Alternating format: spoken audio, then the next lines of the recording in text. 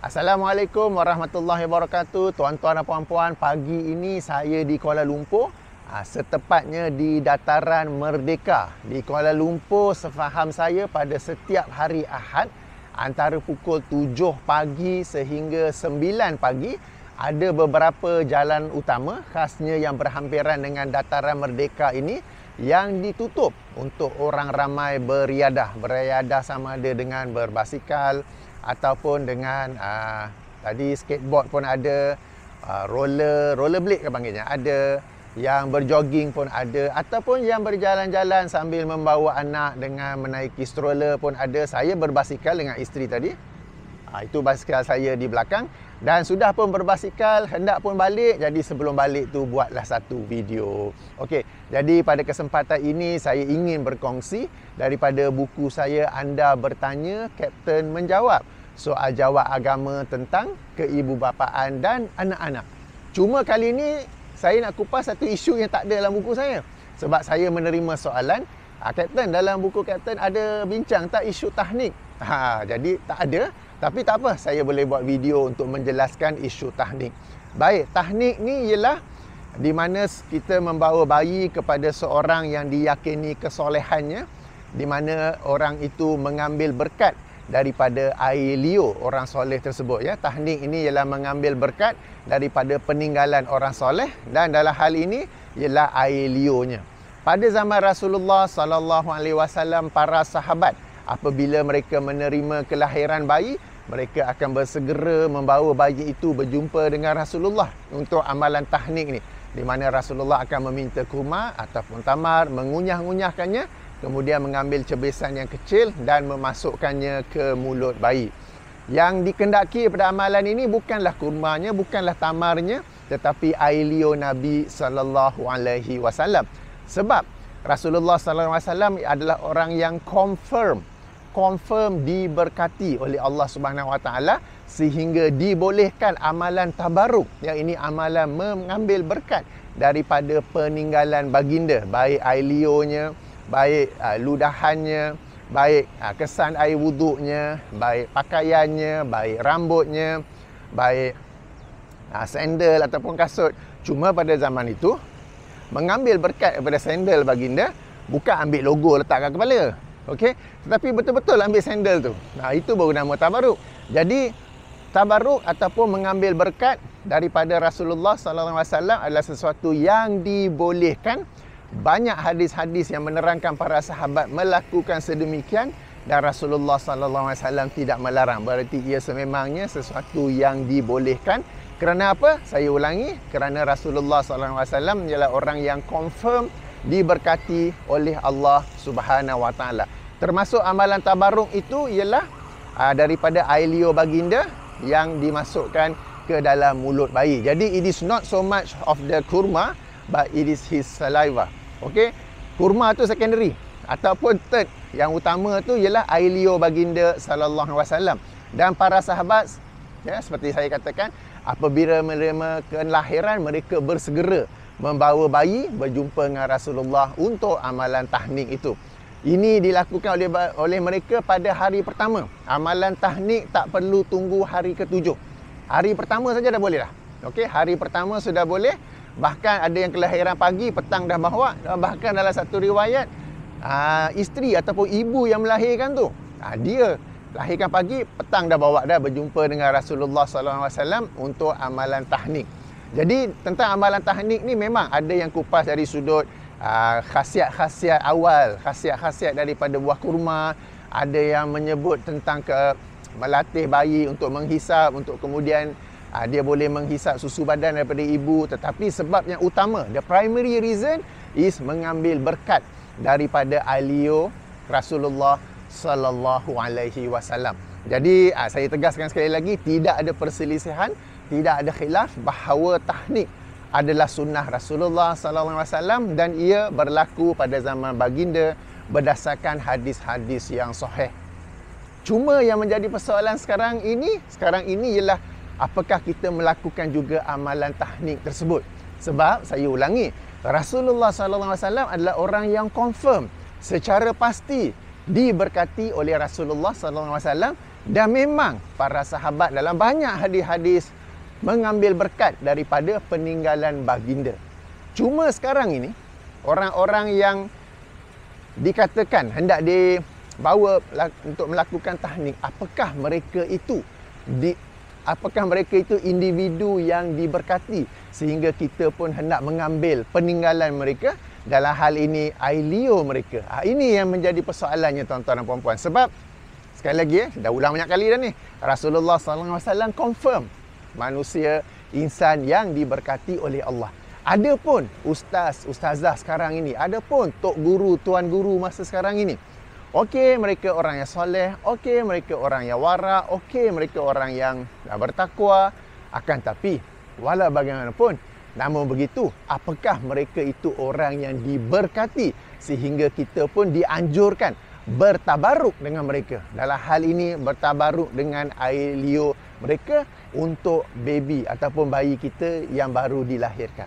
Bagi tuan-tuan dan puan-puan yang merasakan bagi mereka ini ada keberkatan sehingga boleh bertabaruk kepada peninggalan mereka, dalam kes ini air liur mereka, maka dipersilakan. Bagi yang berpandangan macam saya, bagi saya, okey, kita hormati mereka sebagai ustaz, sebagai ustazah, sebagai tok guru, sebagai tuan guru, sebagainya, sebagai orang soleh. Okey. Akan tapi, walau bagaimanapun, namun begitu, itu tidaklah menjanjikan mereka sebagai orang yang diberkati sehingga kita pun dianjurkan bertabaruk dengan mereka. Saya bagi contoh, selepas Rasulullah SAW wafat, adakah orang-orang yang masuk Islam ataupun dari kalangan tabi'in, mereka bertabaruk dengan Abu Bakar, dengan Umar, dengan Uthman, dengan Ali, dengan Abdullah ibnu Abbas, dengan Aisyah, dengan Ummu Salamah dan sebagainya? Tanya saja, pernah terfikir tak? Pada zaman Rasulullah SAW, para sahabat confirm daripada banyak hadis-hadis yang sahih, mereka bertabaruk dengan Rasulullah SAW. Mereka mengambil berkat daripada peninggalan Rasulullah SAW.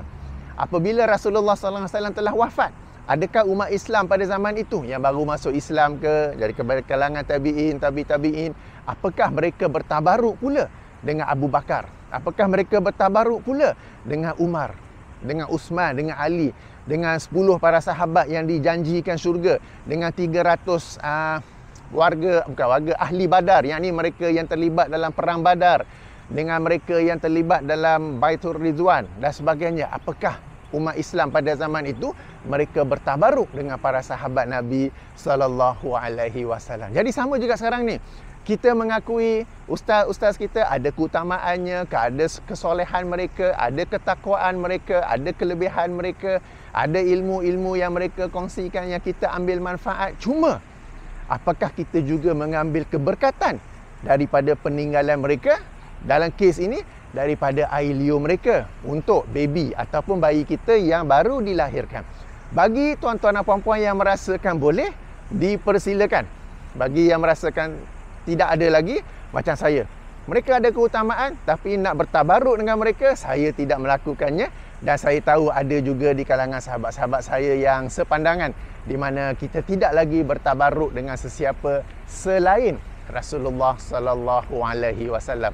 Okey, jadi bertabaruk ini sesuatu yang boleh pada zaman Rasulullah sallallahu alaihi wasallam. Bahkan jika seandainya saya hidup pada zaman Rasulullah, saya pun mendapat baby, isteri melahirkan, saya pun akan bersegera membawa baby, membawa bayi berjumpa dengan Rasulullah untuk baginda melakukan tahnik. Alright? Sebab confirm Rasulullah seorang yang diberkati oleh Allah SWT. Adapun zaman sekarang ini, ya, para ustaz, para ustazah, para syekh, para ni semua, ada keutamaan mereka, ada kelebihan mereka, ada kesolehan mereka. Cuma apakah kita bertabaruk dengan mereka? Apakah mereka memiliki keberkatan yang kita bertabaruk dengan mereka? Itu persoalannya, ya. Ini saya ulang banyak kali juga supaya tidak timbul salah faham. Jadi perkara ini terbuka. Sesiapa yang merasakan boleh bertabaruk dengan mereka, dipersilakan. Saya berpandangan tidak, maka saya tidak melakukannya. Ini yang pertama. Yang kedua ialah isu kebersihan. Air liur Rasulullah sallallahu alaihi wasallam confirm bersih. Baginda tidak merokok, baginda tidak e-cigarette, vape dan sebagainya. Tetapi bagaimana pula dengan orang-orang yang kita hendak membawa bayi kita untuk melakukan tahnik bagi bayi mereka. Apakah oral hygiene-nya tu? Ada suruh dia orang kumur-kumur dengan Listerine dulu ke? Ada suruh mereka gosok gigi dulu ke? Tangan tu basuh tak dulu? Kena pula sekarang ini ada virus lah, bakteria yang boleh berjangkit apakah. Jadi isu kedua yang perlu diperhatikan pula ialah tentang isu kebersihan. Air liur Rasulullah sallallahu alaihi wasallam confirm bersih, tetapi air liur orang-orang yang kita anggap boleh diambil keberkatan daripada mereka sekarang ini, apakah air liur mereka bersih untuk kita benarkan mereka menggunakan jari ambil air liur dan masukkan ke mulut bayi kita. Okey. Ini satu lagi perkara yang perlu difikirkan. Jadi saya sendiri, saya ulangi, anak-anak saya tidak bawa kepada sesiapa melakukan tahnik kerana dua isu ni. Isu pertama ialah tentang keberkatan. Keberkatan itu confirm kepada Rasulullah sallallahu alaihi wasallam, tetapi bagi saya ia bukanlah kepada hamba-hamba Allah yang lain. Meskipun kita mengakui kelebihan mereka, kesolehan mereka, kewarakan mereka, ketakwaan mereka, tetapi tabaruk, sebab tabaruk ni adalah berkat. Berkat ini adalah maksudnya kebaikan yang besar yang berterusan yang Allah Subhanahu Wa Taala kurniakan. Okey, jadi sekarang ni betul ke kan ada keberkatan pada individu tersebut. Dan isu kedua pula ialah tentang kebersihan, ya, tentang kebersihan. Jadi ini saya nak kongsikan tentang tahnik, ya. Jadi sebelum berakhir, seperti biasa, sedikit orang kaji sebagai kesimpulan. Yang pertama, memang sahih sunnah Nabi sallallahu alaihi wasallam melakukan tahnik kerana memang dibolehkan bertabaruk, ya, ini mengambil berkat daripada peninggalan baginda. Dalam kes ini peninggalan ataupun air liur baginda, dan memang ia dilakukan oleh para sahabat terhadap bayi mereka. Cuma pada masa kini terhadap orang-orang yang kita kata ya mereka orang soleh, mereka yang memiliki keutamaan, mereka memiliki kelebihan, cuma apakah mereka itu orang-orang yang dibolehkan untuk kita bertabaruk dengan mereka? Kita mengambil ilmu daripada mereka, betul. Kita mengambil manfaat daripada nasihat, daripada tazkirah mereka, ya, betul.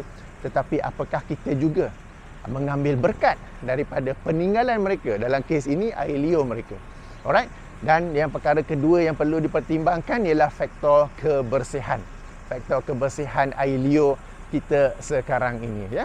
Jadi moga-moga dapat menjawab persoalan tentang tahnik pada masa kini dan bezanya pada zaman Rasulullah sallallahu alaihi wasallam.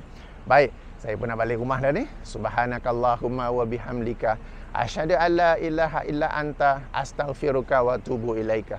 Assalamualaikum warahmatullahi wabarakatuh.